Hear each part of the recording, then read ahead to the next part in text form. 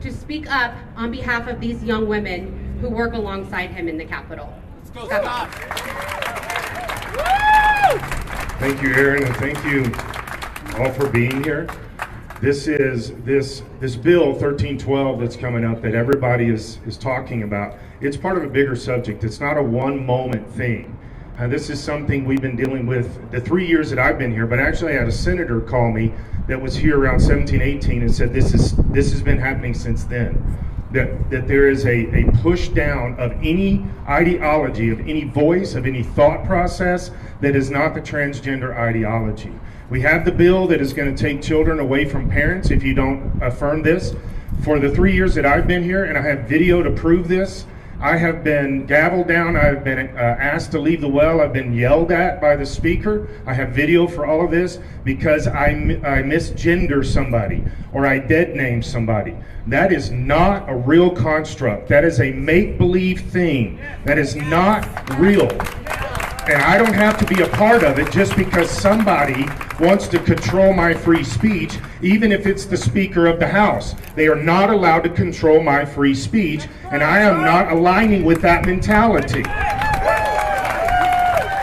Now what we have here is the same time this 1312 is popping up, we also have legislative aides that filed a complaint because men are in their bathrooms. I don't care what the men call themselves. They're men biologically, and they're in the bathrooms of women. This is sexual harassment.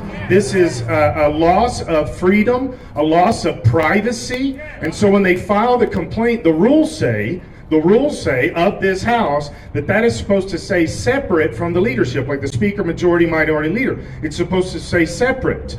It was released to them from the HR department. And then there is this confidentiality thing that they've been putting on top of it, and they were bullying these aides even yesterday, saying you will not come out and speak, you will not talk to the media, because there is a confidentiality agreement that the aides have held to, but the rest of the leadership has not held to. At least the Democrat leadership. I think our Republican leadership has held to it, but we know for sure the Democrat leadership has not held to it because lawyers were brought into this to attack the legislative aides. Now they're making a complaint that's supposed to have whistleblower protection, and immediately this complaint is run all the way up the flagpole, and these women, these legislative aides, these professional women that are trying to get into politics, they are squished, told to be quiet, shut up, sit down, and know your place. When did we go back to that? Women no longer have rights to this? Well, I'm telling you, for me personally, enough is enough. This is not okay.